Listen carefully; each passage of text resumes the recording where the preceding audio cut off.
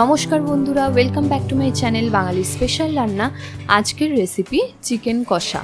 তো চলো শুরু করা যাক। এখানে আমি 500 গ্রাম মতো চিকেন নিয়ে নিয়েছি। চিকেনটাকে আমি পরিষ্কার করে ধুয়ে রেখেছিলাম। এবার এর মধ্যে দিয়ে দেব দইটাকে ভালো করে ফাটিয়ে নিয়েছি। এবার এর মধ্যে দিয়ে দেব হলুদ গুঁড়ো হাফ টিস্পুন। এখনই পুরো হলুদটা দেওয়ার দরকার নেই। আর দিয়ে দেবো সামান্য পরিমাণে নুনটা তোমরা তোমাদের পরিমাণ বুঝে দেবে। তো ভালো করে আগে ম্যারিনেট করে নেব। চিকেন কষা অনেকে অনেক রকমভাবে করো, আমি যেভাবে বাড়িতে ট্রাই করি সেইভাবেই তোমাদের সঙ্গে শেয়ার করলাম। এটা ভীষণ কম সময়ে একটা রেসিপি। তো দেখো এখানে কড়াই আমি বসিয়ে গরম করে নিয়েছি। এবার এর মধ্যে দিয়ে দেব সর্ষের তেল পরিমাণ মতো। এই রেসিপিতে আমি কোনো রকম মশলা বেটে দিইনি, সব কুচনো মশলা দিয়েই আমি এই চিকেন কষা রেসিপিটা করেছি। এটা বাড়িতে তোমরা ট্রাই করে দেখো, আশা করি ভালো লাগবে। এখানে দেখো তেলটা গরম হয়ে এসছে। এবার এর মধ্যে দিয়ে দেবো 2টো এলাচ আর একটা দারচিনি, একটা লবঙ্গ। এলাচটা একটু ফাটিয়ে নিয়েছি, দিয়ে এর মধ্যে দিয়ে দেবো 2টো তেজপাতা। একটু ফোড়নটার গন্ধটা বের হোক, তারপরে এর মধ্যে দেব শুকনো লঙ্কা একটাই দিয়েছি, ফাটিয়ে দিয়েছি। এবার এর মধ্যে দিয়ে দেবো রসুন থেতো করে। আগেই বলেছি কোনো রকম বাটাবুটির ঝামেলা আমি এখানে রাখিনি। রসুনটাকে আমি থেতো করে নিয়েছি।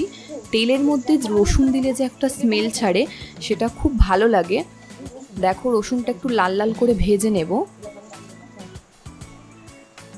এইটা যারা ব্যাচেলার ছেলে বা মেয়েরা পিজি বা হস্টেলে থাকো, তাদের জন্য খুব চটজলদি একটা রেসিপি। খেতেও সুন্দর লাগবে আর দেখতেও সুন্দর লাগে। এখানে দেখো এবারে একটা মিডিয়াম সাইজের পেঁয়াজ আমি ভালো করে কুচি করে নিয়েছিলাম, সেটা এবার এর মধ্যে দিয়ে দিয়েছি। এবার ভালো করে আমি নাড়াচাড়া করব যতক্ষণ না পেঁয়াজটা একটুখানি ব্রাউন কালার হবে, ততক্ষণ অবধি। চটজলদি এই ঘরোয়া রেসিপি যদি তোমরা পেতে চাও, আমাদের চ্যানেলটিকে অবশ্যই সাবস্ক্রাইব করে ফেলো আর পাশে থাকা বেল আইকনটিতে ক্লিক করো। এবার দিয়ে দেব কুচি করে রাখা টমেটোটা খুব বেশি দেওয়ার দরকার নেই, কারণ টক দই দিয়েছি, সামঞ্জস্য বুঝেই সেটা দেওয়া উচিত।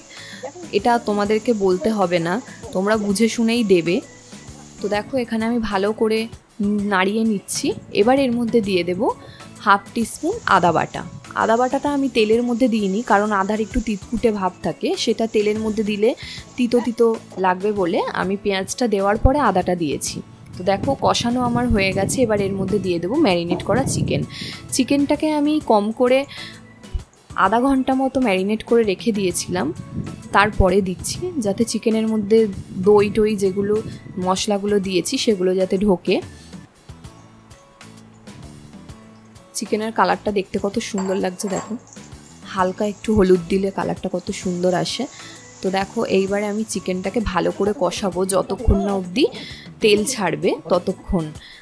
এখানে একটু বলে রাখি, যতক্ষণ না তেল ছাড়বে ততক্ষণ মাংসটাকে কষিয়ে যেতে হবে। কষানোর ওপরেই রান্না ডিপেন্ড করে।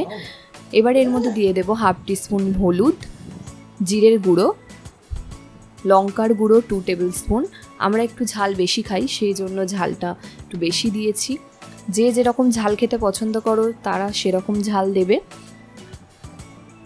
এবার দিয়ে দেবো গরম মশলা গুঁড়ো। আমি গরম মশলা গুঁড়ো লাস্টে দিই না, আমি আগেই দিয়ে দিই যাতে গন্ধটা প্রথমেই ছাড়ে। আর দিয়ে দেবো ধনে গুঁড়ো। ব্যাস আমার মশলা দেওয়া কমপ্লিট। এর মধ্যে আর কোনো রকম মশলা আমি ইউজ করব না। এবারে পুরো রেসিপিটাই আমি কষানোর ওপরে হবে। তোমরা চাইলে এখানে আলুও দিতে পারো, আলু দিলেও খেতে খুব ভালো লাগে, কিন্তু আমার মনে হয় এটা নর্মাল এরকমভাবে দিলেই, চিকেনটা যদি এরমভাবে রান্না করা যায় তো ভালো লাগে। আলুর একটা আলাদা টেস্ট থাকে। এবার আমি ঢাকনা চাপা দিয়ে রেখে দিয়েছিলাম 5 মিনিট মতো। তো দেখো হালকা হালকা ওপর থেকে তেল ছাড়তে শুরু করে দিয়েছে। এমনভাবে কষাতে হবে যাতে চিকেনটা এখানেই হাফ সেদ্ধ হয়ে যায়, জল যাতে বেশি না দিয়ে চিকেনটা যাতে কষানো হয়ে যায়। এবার দেখো এখানে দিয়ে দেবো 4টে চেরা কাঁচা লঙ্কার ঝালটাও খুব সুন্দর খেতে লাগে, ওই জন্যই কাঁচা লঙ্কাটা স্মেলের জন্য দিয়েছি। তোমাদের যদি কোনো রেসিপি আমাদের চ্যানেল থেকে জানার থাকে তাহলে অবশ্যই আমাদের চ্যানেলে কমেন্ট করে জানিও কে কী রকম রেসিপি দেখতে চাইছো। আমি চেষ্টা করব সেই রেসিপি তোমাদের সঙ্গে শেয়ার করার। তো দেখো, কথা বলার মাঝখানে ঢাকনা চাপা দিয়ে রেখে দিয়েছিলাম আরও কিছুক্ষণ। ঢাকনা খুলে দেখো তেল অলমোস্ট ওপরে চলে এসেছে। এবারে আমি ভালো করে গ্যাসের ফ্লেমটা হাই করে কনস্ট্যান্ট নাড়িয়ে যাব।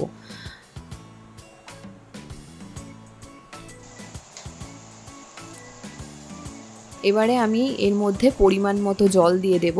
যেহেতু আমার চিকেনটা অর্ধেক সেদ্ধ হয়েই গেছে, বেশি জল দেওয়ার প্রয়োজন নেই।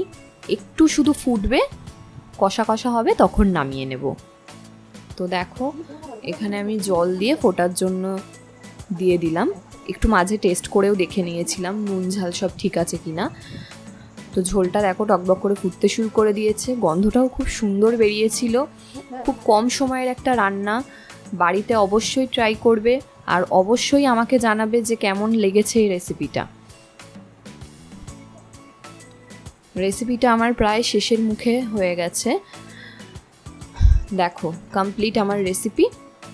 এই রকম একটু গ্রেভি গ্রেভি থাকবে, তবেই ভাত রুটি যে কোনো জিনিসের সঙ্গে এটা খেতে খুব সুন্দর লাগবে। ভালো লাগলে অবশ্যই লাইক শেয়ার কমেন্ট করবে। গার্নিশিংটা কেমন লাগলো সেটাও কমেন্ট করে জানাবে। Thank you, tata.